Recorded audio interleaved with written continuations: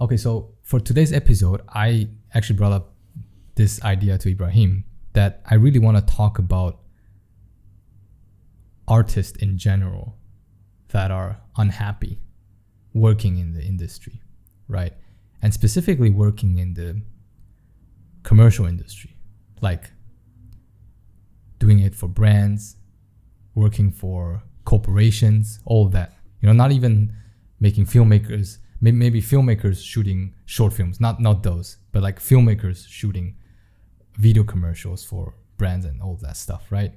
And the reason why I want to talk about this is because I actually have a couple of friends who are really, I would say even depressed at one point, that they cannot be the artist that they want to be because they felt like clients are stopping them from doing what they want in certain projects. Like, I don't know, when you were designing graphic design or logo, and then you feel like it's better to do this way, and then the client say, no, that's not what we're all about, and then they change your ideas, and you feel restricted. Attacked, right? Yeah. Exactly, restricted. And the thing is, I went through a phase like that. I don't know if you went through that.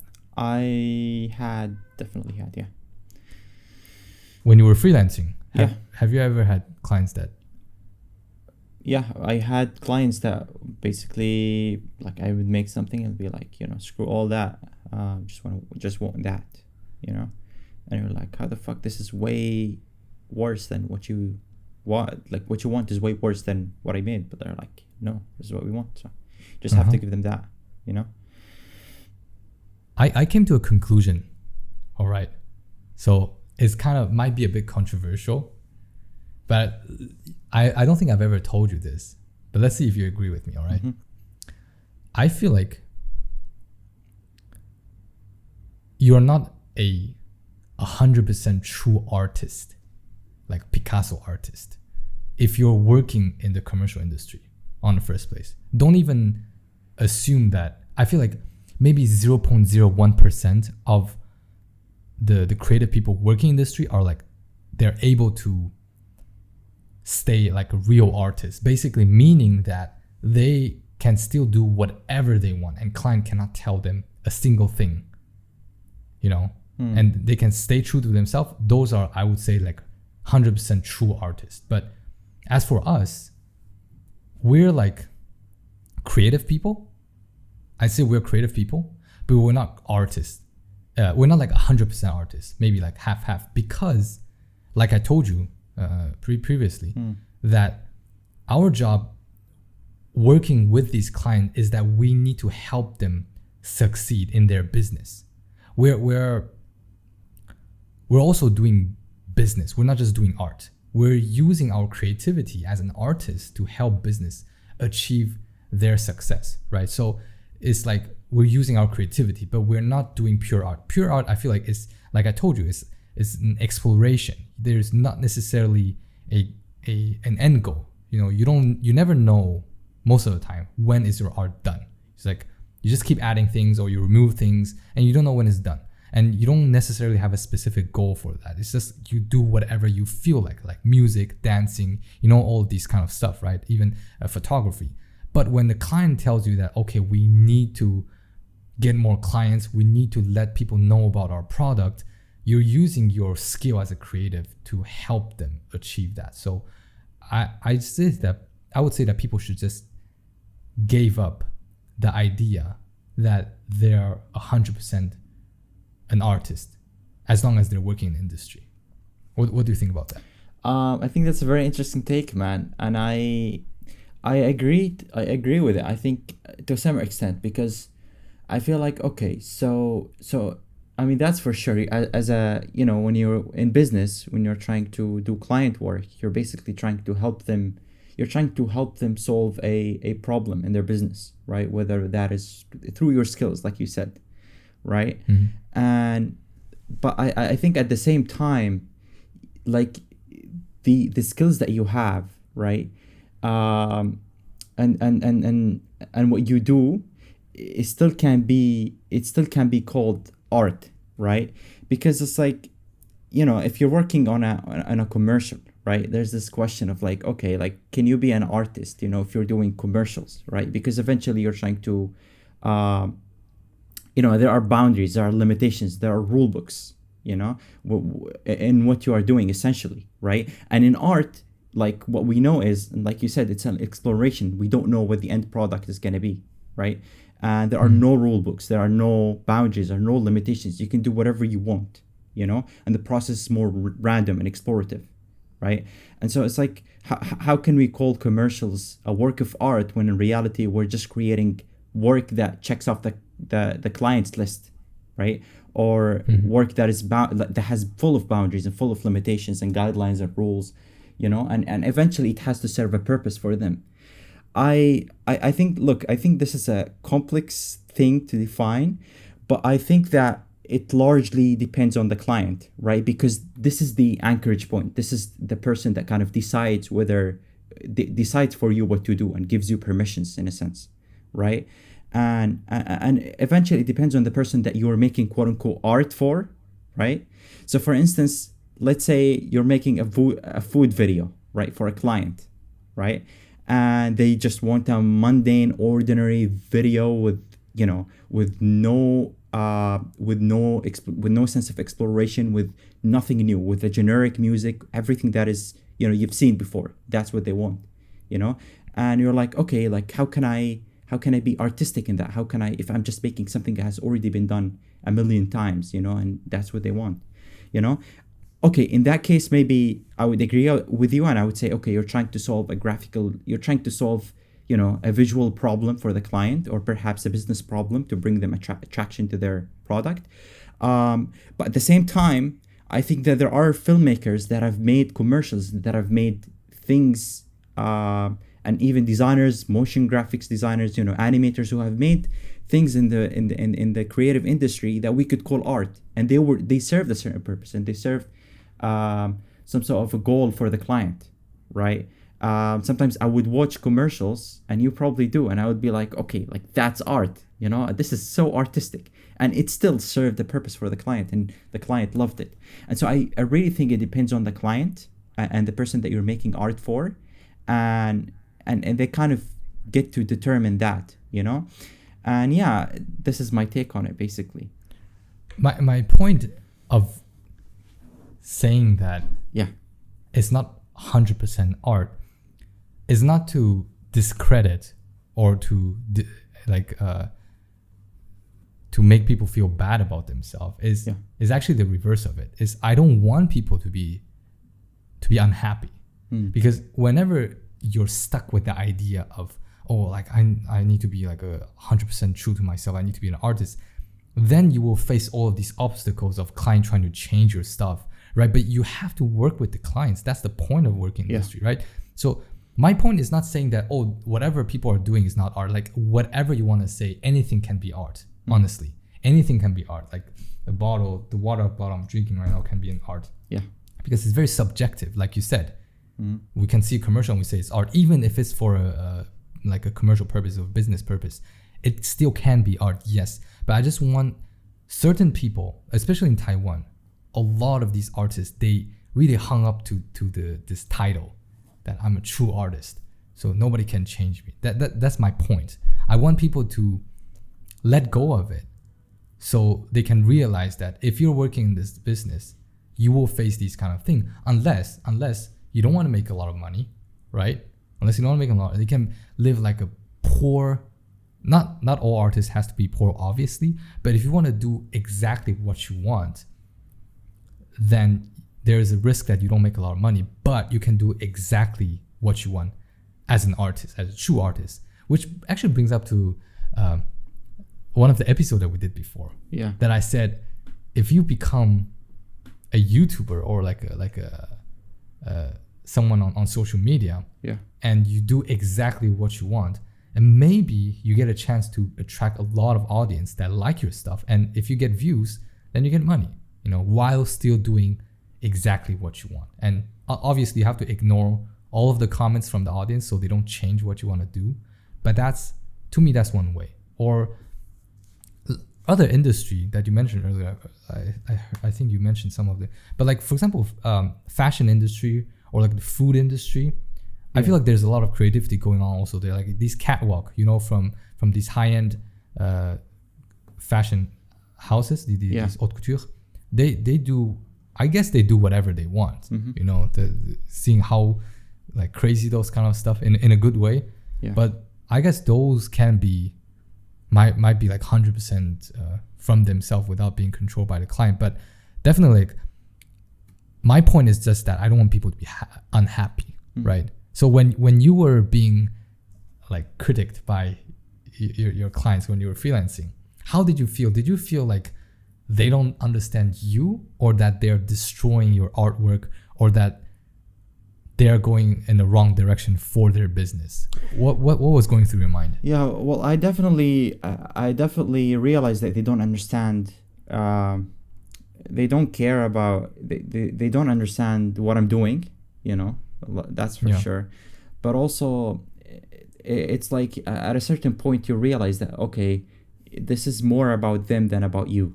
You know, and you're trying to serve them a certain purpose and achieve to them a certain goal, right?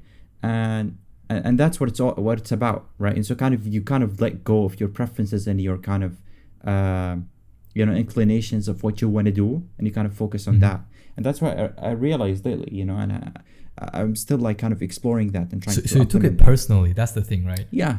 At the beginning, you definitely take it personally. Yeah. And you think, okay, like why, and you kind of start to doubt yourself and ask yourself questions like, why is it that they're not liking what I'm creating, you know? And it's like, at first it's all about them, you know, that these guys don't understand, these guys don't care about what I do, and, you know, like, screw them. But it's like, actually, you know what? Okay, maybe that's partially true, fair enough. But also, it's like they care about what they're creating, you know? They care about their business and they want it to succeed. And so they want you to create something for them for a certain purpose. And so that's what I've realized, and I'm still realizing, you know, as I move on. But I guess going back to your point, like about the idea of like being happy, right? And I guess when it comes to like quote unquote being happy with the work that you create, I think it's totally up to you, and I'll tell you why, right? Yeah. Like I feel like as an artist, you have to get to a point where you kind of attract the client that love your work, right? Because there's only one of you in the world that kind of does that, you know? And if you look at filmmakers and, you know, visual artists who are quite accomplished in their career, they have a lot of freedom in what they do because they attract the clients that like the work that they already create, you know? And so I feel like no matter what they create, it's still very artistic because it's coming from within, and the clients go to them for the work that they create, you know? And I feel like earlier in your career, you don't kind of have that because you don't have a definable style, first of all, and at the same time, you are not quite popular, you're not quite established. There's no leverage. Yeah, there's no leverage, 100%. So for instance, when you look at Ash Thorpe, for instance, right? He recently did the car for Batman, you know? That was for a client, that was for a movie, you know? And he may have not had full creative expression in that, perhaps, I would assume so, because he had to give it to a client essentially, you know? But I assume that work is so artistic, and he was probably proud of it at the beginning, you know? But he's a very, but the people who are like Ash Thorpe, who are like quite accomplished and have a lot of leverage in their career, are very, very, very few people. You know, there are very few people who are like that. And so if you want to be happy and you want to create things that you want to create that come truly from yourself, and at the same time be rewarded for them, and, you know, do that for certain clients, you have to get to a point in your career where you have the leverage, where you can afford to do that. And, you know, and that's, I feel like that's the pinnacle of your career, where you reach a point where you do very few work that kind of inspires you and, you know, fulfills you creatively, and at the same time work that you give for clients to benefit from, you know? And those clients have approached you in the first place because of your artistic expression, because of your vision, and because of what you create, you know? And but yeah, and I still think like there are commercials in the space that you know, I would like to call artistic, and I would like to say again, to my point, I'm not saying that those are not art. I'm just saying that people shouldn't being hung up to this title, Yeah. whether or not you're Yeah. an artist. Like, Yeah. and I 100% agree with you. I feel like as long as you're happy with any sort of creative work that you're doing, if you're happy, it's the best. You've won. You know, anything like nothing else matters. Like, Yeah. even if it's doing it for a client, and again, there's a lot of works out there, commercial works out there that I would call art. Yeah. But I just feel like there are a lot of artists out there that they feel like they're not an artist if they're not doing what they want. But that is not true. I feel like all creative people are artists, but it's just that, you know, as long as you're working with other people, you got to collaborate. That's the thing. And there are certain artists out there, like you mentioned, Ash Thorpe, they can just do whatever they want. Oh, I don't know, like Tarantino, he can just shoot whatever film he wants. You know, you think about the script, he can shoot it, he got the money.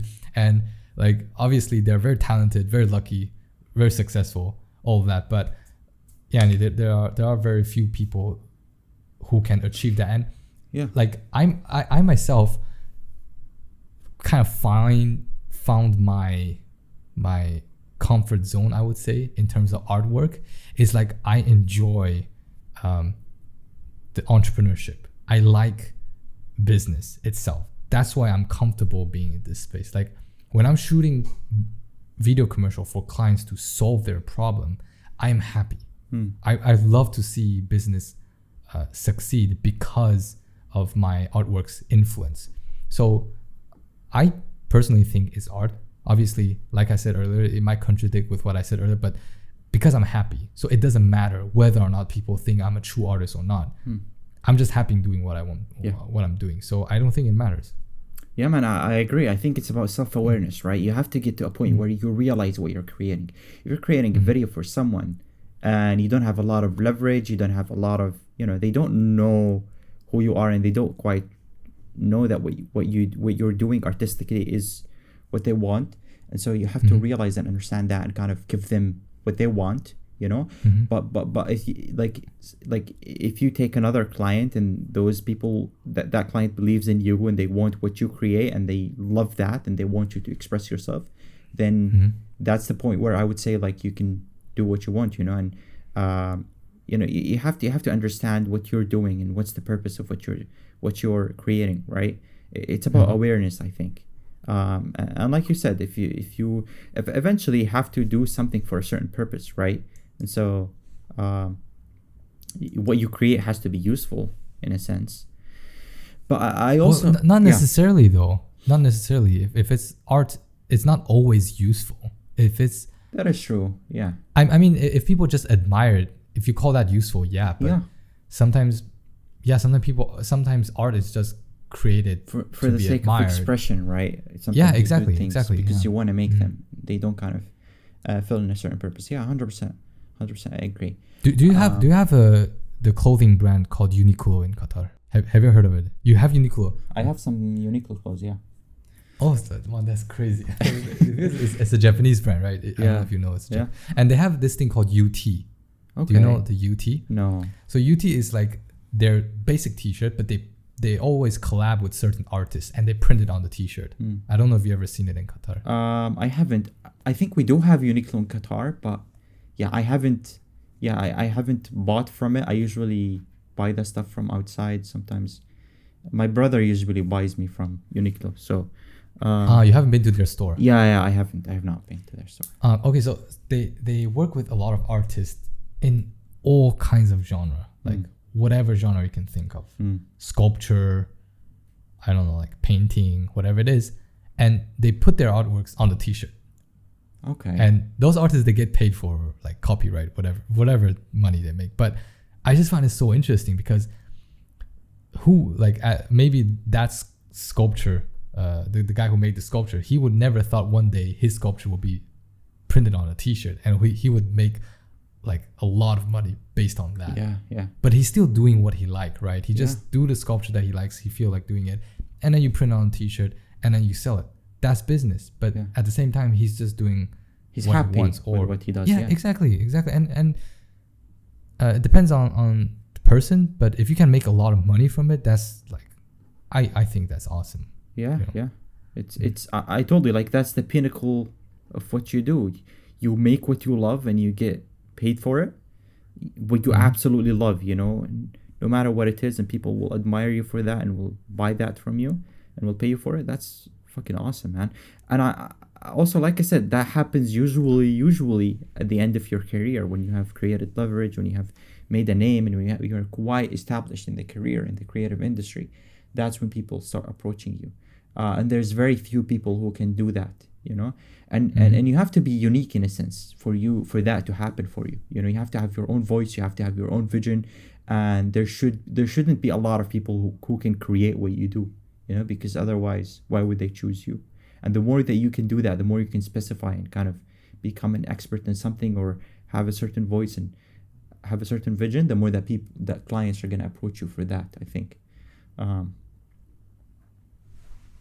that's interesting, because you just have to work on the art side of yourself first. Yeah, 100%. Because to find your own voice, 100%. to be like fully creative, once you find your voice, maybe you can use that style to apply to, you know, to help solve certain business problem while using that style. And because I have this friend, he sell NFT. I probably mentioned him before. He has a really amazing detail drawing skill. He draws so well. He takes a lot of time, but he's very skillful.